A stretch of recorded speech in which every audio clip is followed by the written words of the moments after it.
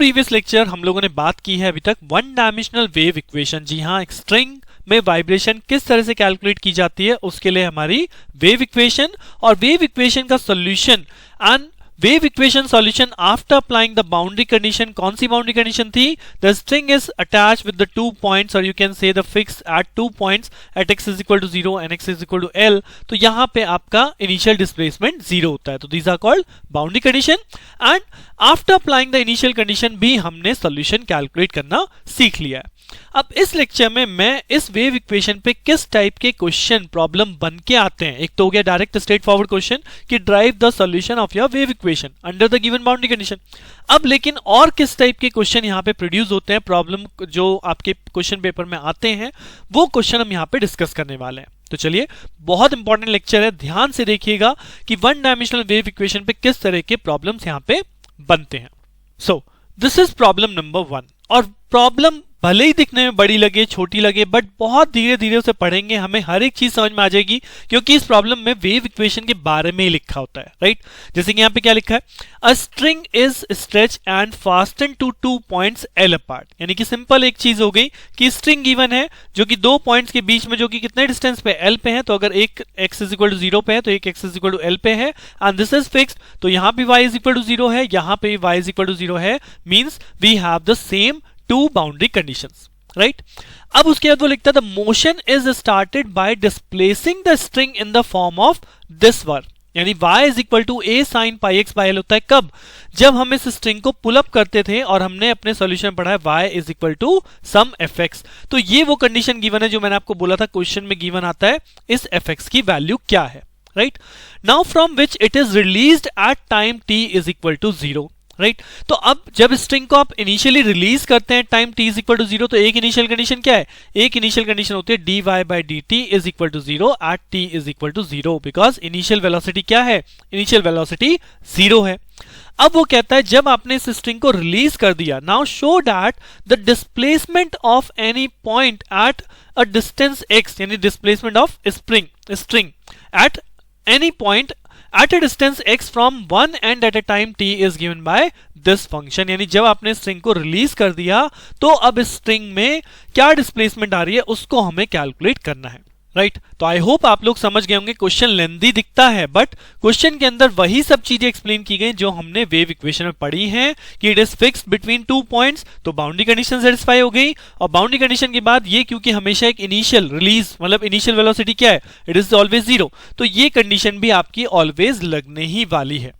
तो that means जैसे ही मुझे दिखाई दिया this is a string displacement question, यानी मुझे स्ट्रिंग का डिस्प्लेसमेंट कैलकुलेट करना है, तो सबसे पहले मैं जाऊंगा वेव इक्वेशन पे, we will write the wave equation. उसके बाद हम इस वेव इक्वेशन का सॉल्यूशन ड्राइव करके दिखाएंगे, और ये आपको करके दिखाना है बिकॉज जैसे कि मैंने पहले भी लेक्चर में बोला है, आपके पास इस टाइप का एक क्वेश्चन आना ही आना है, राइट। सो पेपर में चाहे सेक्शन बी में आए चाहे सेक्शन सी में आए, वहां पे एक क्वेश्चन आना ही आना है, और उस एक क्वेश्चन के लिए आपको इस इक्वेशन का सॉल्यूशन सॉल्व करके दिखाना ही होगा, जो कि आपका बिल्कुल एज इट इज ड्राइव होना है। That is this is the first solution. और इस सॉल्यूशन में जो हमने बाउंड्री कंडीशन अप्लाई करी, then we get the value of c1 that is equal to 0, और c2 c3 को हमने an और c2 c4 को हमने bn लेट किया था, तो we will get this value after applying boundary condition. कौन सी बाउंड्री कंडीशन? वही same, at x is equal to 0 y is equal to 0 x is equal to l y is equal to 0, right. और अगर इसके बाद आप देखें तो हमने एक और कंडीशन ड्राइव की थी, that is called after applying initial condition. कौन सी इनिशियल कंडीशन? कि उसकी initial velocity dy by dt 0 है। तो अगर हम उसे अप्लाई करते हैं इन दिस सॉल्यूशन तो हमें मिला था bn इज इक्वल टू 0, और अगर इस bn की वैल्यू 0 है तो हमारे पास फाइनल सॉल्यूशन बचता है y of xt is equal to this one, right. So इसीलिए मैंने आपको लास्ट लेक्चर में बोला था कि आपको इस सॉल्यूशन एज इट इज याद कर लेना है बिना कोई स्टेप मिस करे, कि आप इस फाइनल सॉल्यूशन तक यहां तक पहुंच जाएं। अब इस फाइनल सॉल्यूशन के बाद आपको वापस क्वेश्चन की तरफ देखना होगा कि क्वेश्चन में इनिशियल कंडीशन क्या गिवन है। जी हाँ, एक और हमने इनिशियल कंडीशन की बात की थी कि जब हम इनिशियली स्ट्रिंग को डिस्प्लेस करते हैं तो वो एक कर्व के फॉर्म में आ जाती है string, and that curve is given by y is equal to a sin pi x by l। यानी कि अगर मैं इस गिवन क्वेश्चन के अकॉर्डिंग कंडीशन बनाऊं तो एट x, 0 यानी कि at t is equal to 0 the initial condition is given as, initial velocity is given as a sin pi x by l, right. So this is my initial condition जो मुझे कहां पे apply करनी है, जो अब मुझे इस पर्टिकुलर सॉल्यूशन पे अप्लाई करनी है। यानी अगर मैं यहाँ t is equal to 0 put करूंगा तो ये भी हम लोग देख चुके हैं cos 0 क्या हो जाएगा 1, तो राइट हैंड साइड क्या बचेगा summation n is equal to 1 to infinity an sin n pi x by l, right. यानी अगर हम इस कंडीशन को पुट कर दें, सो इस इक्वेशन में जैसे ही आपने कंडीशन पुट करी x, 0, so this equation can be written as n is equal to 1 to infinity, this is an and this become sin n pi x by l. And as per the given question, what is y x, 0? This is given y x, 0 is equal to a sin pi x by l. तो just यहाँ पे value आपको replace करनी है a sin pi x by l is equal to summation n is equal to 1 to infinity an sin of n pi x by l, right. अब इस summation को expand अगर आप करेंगे, इस समेशन को एक्सपैंड करेंगे तो I will get the value of constant an। अब अगर मैं इसे एक्सपैंड करना स्टार्ट करूं तो अगर मैं राइट हैंड साइड को यहां पे एक्सपैंड करता हूं n इज इक्वल टू 1 रखता हूं तो ये बनेगा a1 साइन ऑफ n की जगह 1 तो ये हो जाएगा पाई x बाई l, राइट। उसके बाद जब आप 2 रखेंगे तो ये बनेगा a2 sine of 2 pi x by l। Similarly अगर आप a3 रखते हैं तो ये हो जाएगा a3 sine of 3 pi x by l, right, as soon जब मेरे लेफ्ट हैंड साइड पे जो वैल्यू है वो लिखा है केवल a sine pi x by l, so जब मैंने इसे एक्सपैंड कर लिया और मैं इस पार्ट को कंपेयर करूंगा, राइट, सबसे पहले मैंने इक्वेशन में वैल्यू पुट करी, उसके बाद मैंने समेशन को एक्सपैंड कर लिया, राइट, एक्सपैंड मैंने जनरलाइज कर लिया। बट अगर मैं अब यहां पे देखूं तो एक्सपेंशन करने के बाद आई हैव टू कंपेयर, और कंपेयर कौन से टर्म होते हैं, साइन का जो टर्म है वो राइट हैंड साइड पे जो साइन का टर्म है उसी से कंपेयर होने वाला है। तो अगर आप यहां देखो, यहां पे sign pi x by L का कोफिशिएंट क्या है a, यहां पे sin pi x by l का कोफिशिएंट क्या है, that is a1। So after comparing we will get what is the value of a1, a1 is equal to a। Similarly अगर मैं कंपैरिजन फर्दर करूं तो क्या यहां पे sin 2 pi x या sin 3 pi x या कोई भी कंपोनेंट अवेलेबल है, जी नहीं, यहां पे कोई कंपोनेंट अवेलेबल नहीं, कहां, on the left hand side. तो अगर हम फर्दर कंपेयर करते हैं तो इसका मतलब होता है a2 भी 0 है, a3 भी 0 है, a4 भी 0 है, और जितने भी आगे टर्म है वो सबके सब क्या है, वो सबके सब 0 है। सो सिंपल सा काम करना है, ये सॉल्यूशन आपको एज इट इज ड्राइव करके दिखाना है, जिसमें आपका पहले इनिशियल प्रॉब्लम, उसके बाद बाउंड्री कंडीशन, उसके बाद एक इनिशियल कंडीशन इनिशियल वेलोसिटी वाली, उसके बाद एज पर द क्वेश्चन अब इनिशियल कंडीशन यहां पे चेंज होती है। इस क्वेश्चन के अकॉर्डिंग हमने इसे एक्सपैंड किया, we got the constant value. अब इस कांस्टेंट का मतलब है एक्चुअली मेरा सॉल्यूशन तो ये था ना, actually this is my solution equation.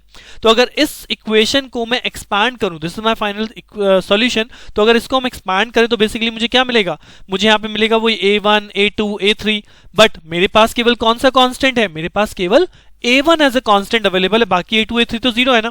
Like अगर मैं इसे एक्सपैंड करता हूं तो मैं यहां पे लिखूंगा y of x, t is equal to, if I am expanding this तो ये हो जाएगा a1, और यहां पे आपने n को 1 रखा तो ये हो जाएगा cos pi ct by l into sine of pi x by l, क्योंकि मैंने n को 1 रखा। इसी तरह जब n को 2 रखूंगा तो ये हो जाएगा a2 cos of 2 pi ct by l into sine of 2 pi x by l, as on.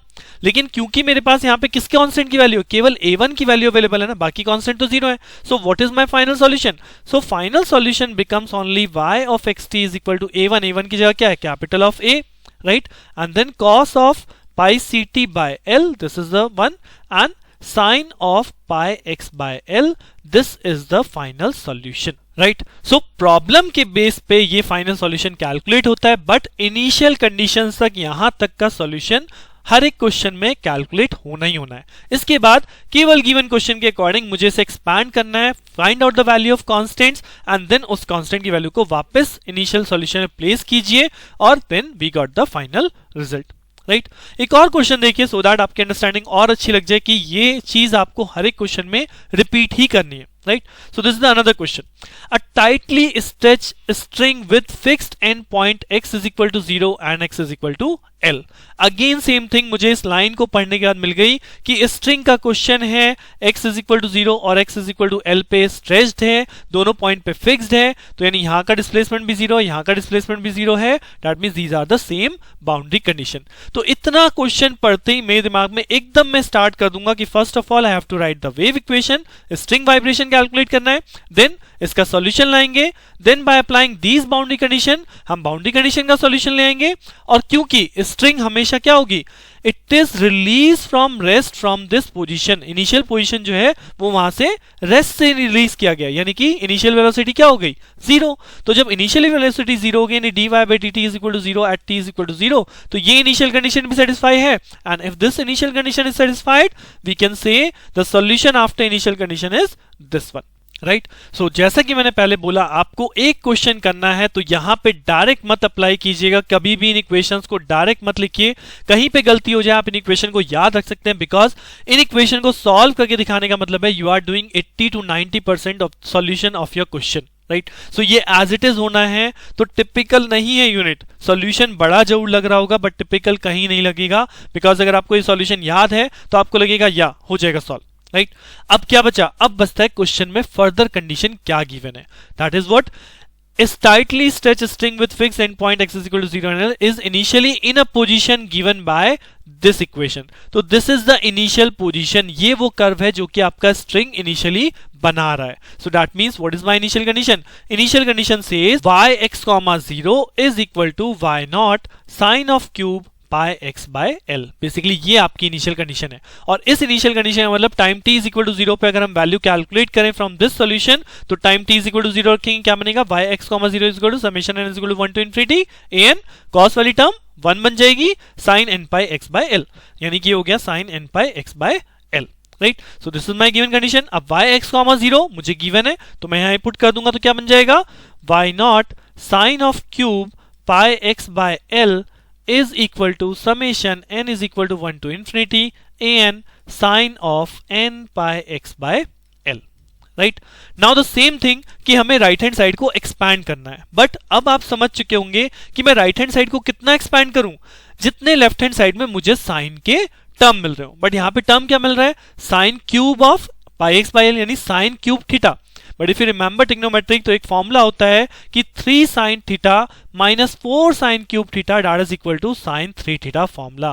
Remember, इसी से हम sin क्यूब थीटा को बेसिकली सॉल्व करते हैं, चाहे मुझे डिफरेंशिएट करना हो इंटीग्रेट करना हो। तो बेसिकली अगर मुझे यहाँ पे sin क्यूब थीटा की वैल्यू चाहिए, तो that is becomes like 3 sin theta minus sin 3 theta divided by 4, right. So using this formula अगर मैं इस वैल्यू को रिप्लेस करूं, तो y नॉट मेरा यहाँ पे कांस्टेंट है, साइन क्यूब का मतलब हो गया that is 3 sin theta, where theta is what, pi x by L. तो यहाँ पे आपका आ गया पाई एक्स बाय एल, और उसके बाद माइनस ऑफ साइन 3 थीटा यानी माइनस ऑफ साइन थ्राइस, और थीटा की वैल्यू थी पाई एक्स बाय एल, तो ये हो गया sine 3 pi x by L और divided by 4, right? So we have simply replaced the sin cube theta value by the trigonometric formula that is 3 sin theta minus sin 3 theta by 4, और अब equal to, अब मैं इस right hand side को कितना expand करूं, देखिए अब लेफ्ट हैंड साइड पे आपका क्या टर्म बन रहा है, एक टर्म बन रहा है sin पाई एक्स और दूसरा टर्म बन रहा है sin 3 पाई एक्स। तो अगर आप इसे एक्सपैंड करते हैं n इज इक्वल टू 1 लिखते हैं, तो ये बनेगा a1 साइन ऑफ, आपने n की जगह 1 रखा तो एक टर्म बन गया पाई एक्स बाई एल, ये कंपेयर हो सकता है, बिल्कुल हो सकता है। दूसरा टर्म इसी तरह से क्या बनेगा, plus of a2 sine of 2 pi x by L, जो कि आपका कंपेयर नहीं हो रहा। तीसरा टर्म, क्योंकि यहाँ पे 3 पाई एक्स भी है, तो मैं a3 टर्म को भी एक्सपेंड करूंगा, a3 हो गया sine of 3 pi x by L, right. अब इसके आगे चाहे a4 एक्सपैंड कीजिए, a5 एक्सपैंड कीजिए, वो सभी के सभी जीरो आने, क्योंकि लेफ्ट हैंड साइड पे साइन 3 पाई के बाद कोई टर्म ही नहीं है, राइट। तो ये एक्सपेंशन का वे होता है कि हमें कितना एक्सपैंड करना है so that we get the value of the coefficients.